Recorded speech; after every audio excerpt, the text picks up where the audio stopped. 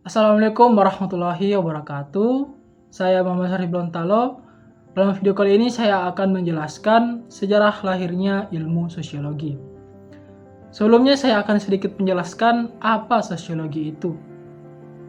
Jadi sosiologi adalah ilmu sosial yang mempelajari masyarakat, interaksinya, dan proses yang membentuk atau mengubahnya melalui dinamika dalam sebuah komunitas, populasi, kelompok gender, ras, umur, dan institusi.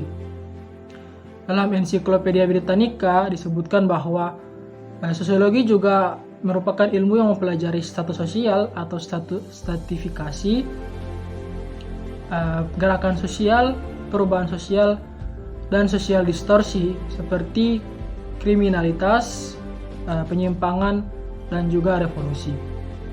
Nah, dari penjelasan tadi, kira-kira apa yang menyebabkan lahirnya ilmu sosiologi ini? Jadi, sosiologi ini lahir di Eropa pada abad ke-19 yang disebabkan karena adanya revolusi Prancis dan revolusi industri di Inggris. Filsuf yang pertama kali mengemukakan tentang ilmu sosiologi ini adalah Auguste Comte. Auguste Comte kemudian kelak dikenal sebagai Bapak Sosiologi. Auguste Comte hidup pada masa periode Revolusi Prancis dan periode Napoleon. Pada saat itu, kehidupan sosial yang stabil, ilmu pengetahuan dan teknologi yang modern, dan reformasi industri mulai menyebabkan transformasi yang terjadi di tengah masyarakat Prancis pada saat itu. Nah, kira-kira apa yang menyebabkan revolusi Prancis ini dan revolusi industri menjadi sebab kelahirannya ilmu sosiologi ini? Atau apa yang menyebabkan Auguste Comte menciptakan ilmu sosiologi ini berdasarkan revolusi industri dan revolusi Prancis? Sebelumnya saya akan menjelaskan sedikit tentang kejadian revolusi Prancis dan revolusi industri di Inggris. Yang pertama-tama yakni revolusi Prancis.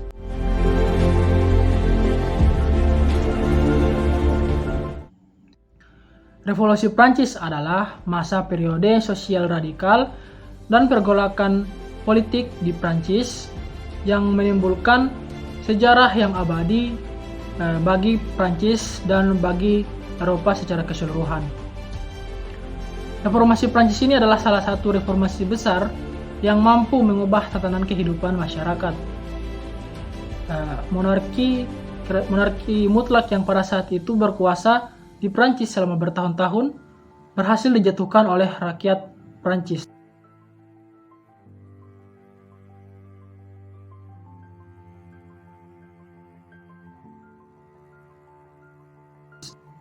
Rakyat Prancis mengalami transformasi sosial politik yang epik, sehingga monarki mutlak berhasil diruntuhkan oleh kelompok politik radikal sayap kiri, oleh massa di jalan-jalan, dan oleh masyarakat petani di pedesaan.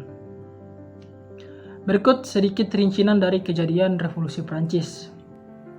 Di tengah krisis keuangan yang melanda Prancis, Louis ke-16 naik tahta pada tahun 1774. Pemerintahan Louis ke-16 yang tidak kompeten ini membuat masyarakat Prancis semakin membenci monarki. Ditambah dengan munculnya ide pencerahan dan sentimen radikal, maka dimulailah revolusi Prancis pada tahun 1789, diawali dengan pertemuan Estades Généraux pada bulan Mei. Tahun-tahun pertama revolusi Prancis diawali dengan diproklamirkannya Sumpah Lapangan Tenis oleh Etats ketiga pada bulan Juni. Kemudian diikuti dengan penyerangan terhadap Bastille pada bulan Juli. Kemudian diikuti dengan deklarasi hak asasi manusia dan warga negara pada bulan Agustus, dan Mars Humanitaire di Versailles yang menyebabkan istana kerajaan harus pindah kembali ke Paris pada bulan Oktober. Tahun-tahun selanjutnya, reformasi didominasi oleh kelompok liberal dan kelompok politik radikal sayap kiri yang mendukung monarki untuk mencegah terjadinya revolusi. Sebuah negara republik kemudian didirikan pada tahun 1792 dan Louis ke-16 dieksekusi setahun kemudian. Perang Revolusi Prancis terjadi pada tahun 1792 yang dimenangkan oleh Prancis. Prancis berhasil mengalahkan semenanjung Italia, negara-negara rendah, dan sebagian wilayah Barat Rhine, dan ini merupakan salah satu prestasi Prancis terbesar selama berabad-abad. Secara internal, sentimen radikal Revolusi Prancis berpuncak pada naiknya kekuasaan Maximilien Robespierre, Jacobin, dan tindakan kediktatoran virtual oleh Komite Keamanan Publik yang terjadi pada periode kekuasaan teror pada tahun 1793 sampai 1794. Pada periode ini, dari 16.000 sampai 40.000 masyarakat Prancis tewas. Setelah jatuhnya Jacobin dan dieksekusinya Robespierre, Direktori mengambil alih kendali negara dari tahun 1795 sampai 1799. Kemudian diserahkan kepada konsulat di bawah pimpinan Napoleon Bonaparte pada tahun 1799.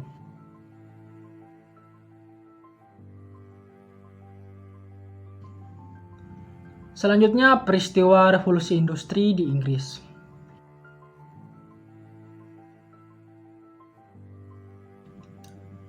Saya akan sedikit menjelaskan peristiwa revolusi industri di Inggris.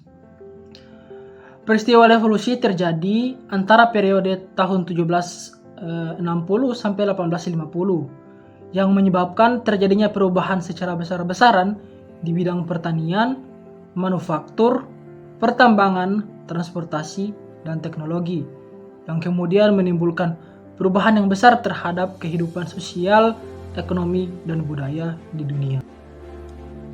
Revolusi ini menyebabkan terjadinya perkembangan yang besar-besaran terhadap semua aspek kehidupan manusia. Singkatnya, revolusi industri ini adalah masa di mana pekerjaan manusia di berbagai bidang mulai digantikan dengan mesin.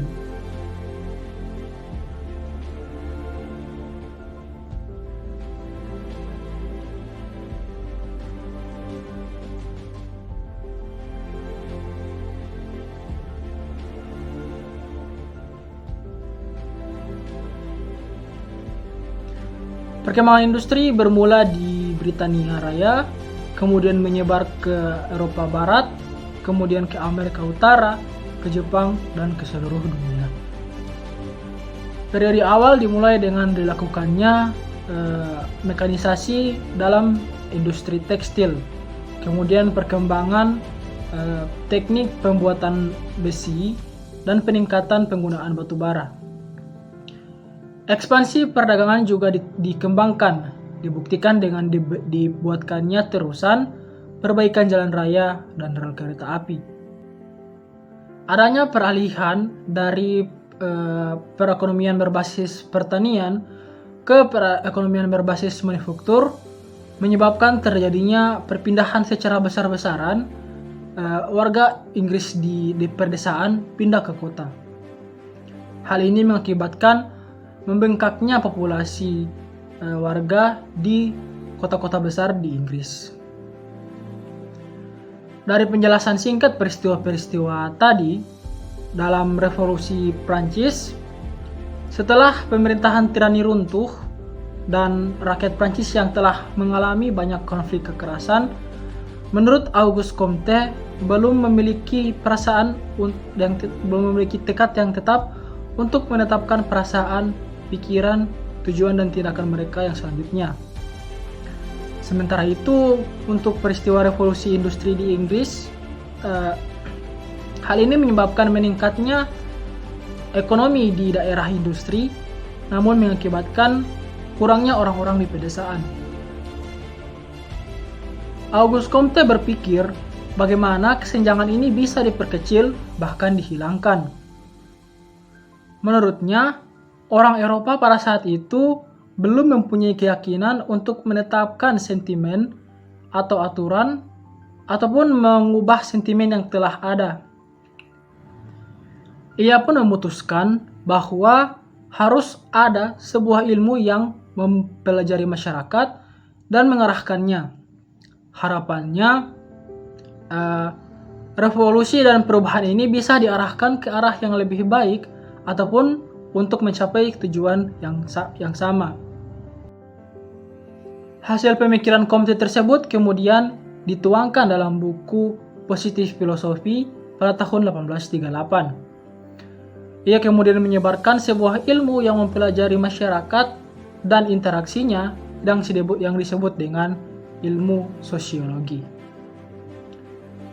Kesimpulannya adalah sosiologi ini lahir dari pemikiran Auguste Comte setelah revolusi Prancis dan revolusi industri Inggris terjadi, di mana pada saat setelah revolusi Prancis, orang-orang Eropa belum menetapkan hati mereka tentang apa yang harus dilakukan. Sedangkan untuk perkembangan industri, orang-orang di sekitar industri ini dia mendapatkan ekonomi yang lebih baik, namun orang-orang di pedesaan malah berkurang.